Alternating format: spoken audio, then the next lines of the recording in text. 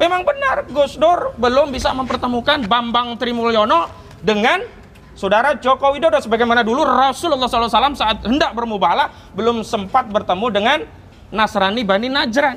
Tetapi Rasulullah juga sudah mengajak seluruh keluarganya dan cucunya bahkan Hasan Hussein untuk bermubahalah.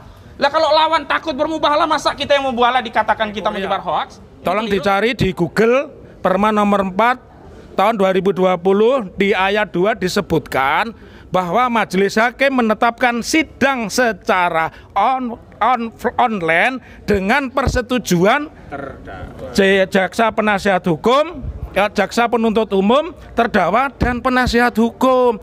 Jadi itu kompromi. Ayo adu argumen di sini, ya. Siapa yang paling pintar di pengadilan ini? Ayo adu argumen di sini. Dan siapa polisi yang paling pintar? Ayo adu argumen di sini, ya. Silakan nanti kalau ada polisi, Pak Kapolres sekalipun suruh ngomong di sini.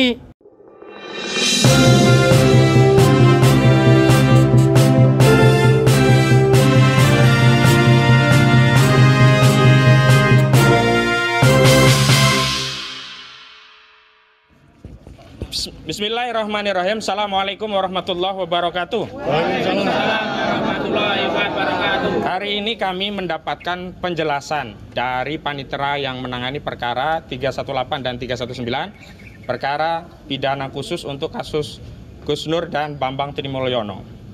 Kami sudah jauh-jauh dari Jakarta dan tim Solo juga sudah jauh-jauh bukan di sekitar pengadilan ini, hadir langsung dalam rangka memenuhi panggilan persidangan yang berkaitan dengan kasus mubahalah ijazah palsu Saudara Joko Widodo yang tadinya menjadi perkara perdata di Pengadilan Negeri Jakarta Pusat. Namun karena Bambang Trimulyono dan Gus Nur ditangkap, perkara perdata tadi berubah terkonversi menjadi perkara pidana. Padahal menurut Perma nomor 1 tahun 1956, penyidik tidak berwenang untuk menangani perkara yang sedang digugat perkaranya di Pengadilan Negeri sebelum sengketa perdata itu diketahui siapa yang punya hak atas sengketa keperdataan kepemilikan tadi. Jadi sampai hari ini kan sengketa tentang kepemilikan ijazah itu palsu atau tidak palsu kan belum ada keputusan pengadilan yang bersifat tetap. Tapi Mabes Polri ketika itu ngotot tetap menyidik dan akhirnya gugatan perdata dicabut karena Bambang Tri dan Gus Nur tidak bisa menghadirkan bukti di persidangan. Dan saat itu saudara penyidik dari Direktorat Tindak Pidana Cyber Barreskrim Mabes Polri menyatakan bahwa perkara ini tidak ada kaitannya dengan ijazah palsu. Tapi kita dapatkan dakwaan 110 lembar, 110 halaman, ternyata perkaranya tetap berkaitan dengan ijazah palsu. Jadi telah terjadi kebohongan yang disampaikan penyidik kepada kami yang sebelumnya menyatakan tidak ada kaitannya, ini khusus terkait mubahalah.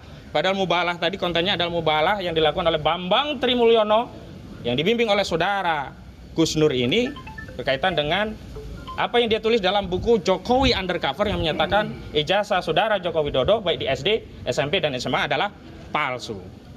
Jadi sekali lagi kami ingin menegaskan telah terjadi kebohongan dalam proses ini. Dan hari ini ternyata kami mendapatkan kabar, kami sudah jauh-jauh dari Jakarta akan bersidang di Pengadilan Negeri Surakarta.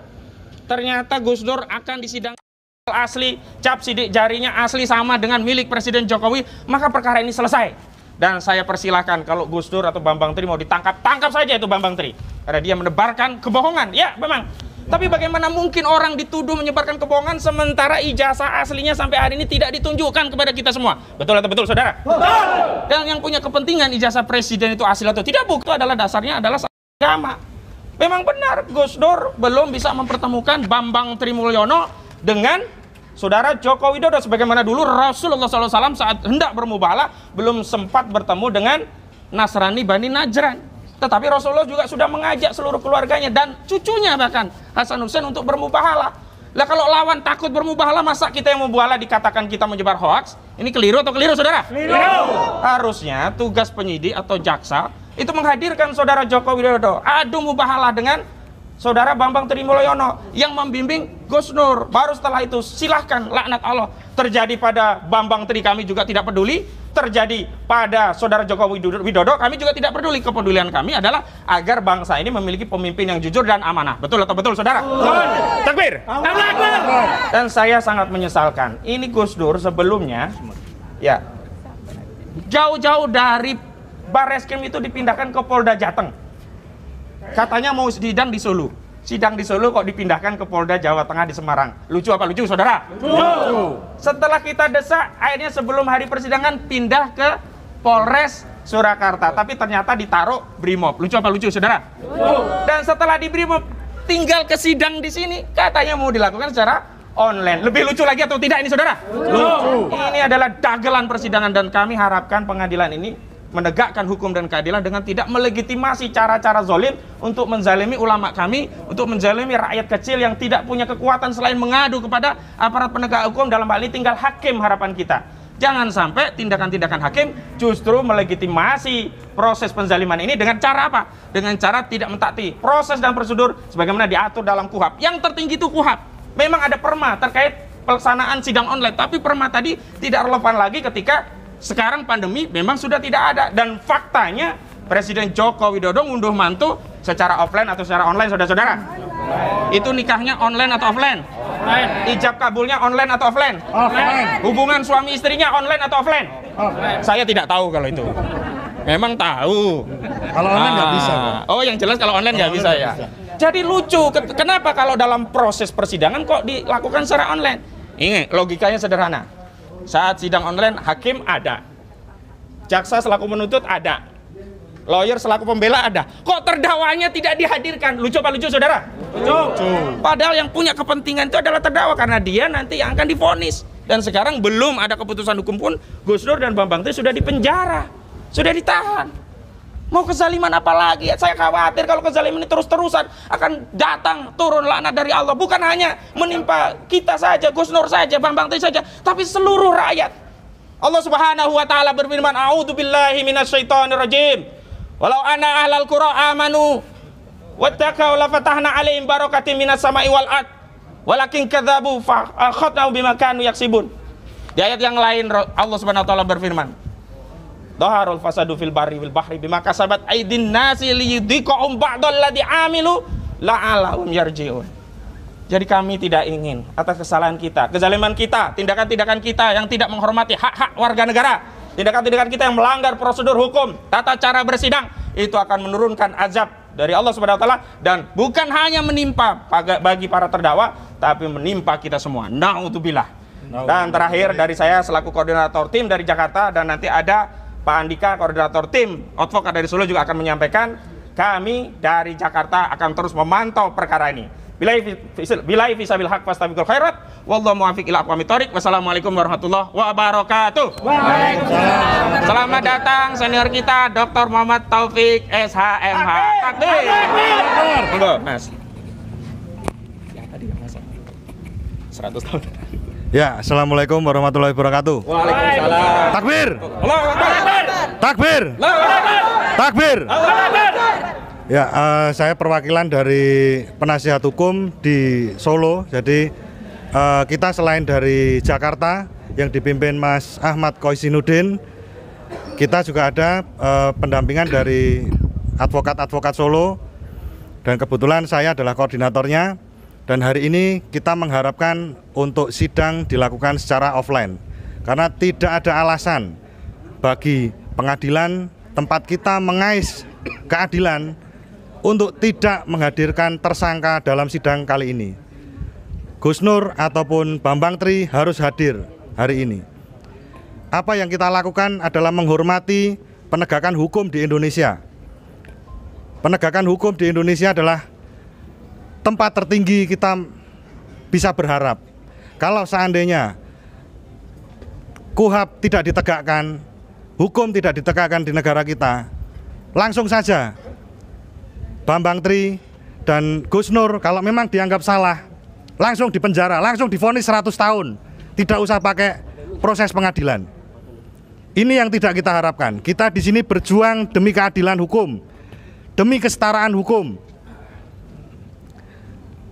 Dan kita di sini sama-sama berjuang, kita mengharapkan keadilan bagi umat kita, bagi bangsa kita, dan kita berjuang bersama-sama di sini. Allahu Akbar. Takbir. Takbir. Wassalamualaikum warahmatullahi wabarakatuh. Waalaikumsalam warahmatullahi wabarakatuh. Selanjutnya Dr. Muhammad Taufik. Monggo, Pak. Ya, mari kita kupas, kita buka pasal-pasal. Saya yakin Hakim di sini ada yang alumni NS, polisi yang di sini ada yang pernah jadi mahasiswa saya. Kasat Reskrimnya saya juga kenal, pernah jadi Kasat Reskrim di Jepara, ya, Johan.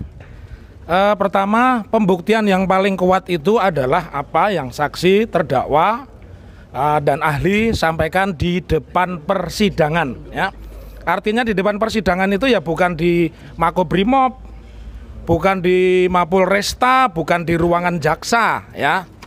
Itu kita pakai bahasa hukum. Jadi bahasa akademiknya pembuktian yang paling kuat itu apa yang saksi, ahli, terdakwa sampaikan di depan persidangan, ya. Kemudian kalau memakai alasan karena COVID, ada 3 sebab yang ingin saya sampaikan sebelum saya bicara tentang Perma nomor 4 tahun 2020. Yang pertama kita saksikan, ya, tanggal 8 sampai 11 kita disuguhi pemandangan, ya, Raja Muda Kaisang itu pernikahannya di Solo dihadiri polisinya dan tentara 10.800. Ya, yang kedua tidak ada prokes. Anda bisa lihat di YouTube itu senyum-senyum, ya. Semua tamu itu senyum, nggak ada prokes, nggak ada yang pakai masker, ya. Kemudian yang ketiga, kalau kita bicara bahwa tadi koordinator advokat Solo Andika mengatakan di sini ini adalah mencari keadilan, kita juga lihat persidangannya Roy Suryo. Roy Suryo itu mantan Menteri Pemuda dan Olahraga, juga dilakukan secara offline. Kasus yang tanda kutip disebut terorisme juga dilaksanakan secara offline. Artinya apa? Hadir di depan sidang. Nah, saya berkesimpulan berarti pengadilan ini mungkin banyak terorisnya kalau tidak mampu menyidangkan perkara secara offline. Offline. Justru yang dicurigai pengadilan ini tidak aman, ya. Kalau tidak aman ya pengadilan ini kita bongkar saja, enggak pula ada pengadilan di Solo, begitu loh, ya.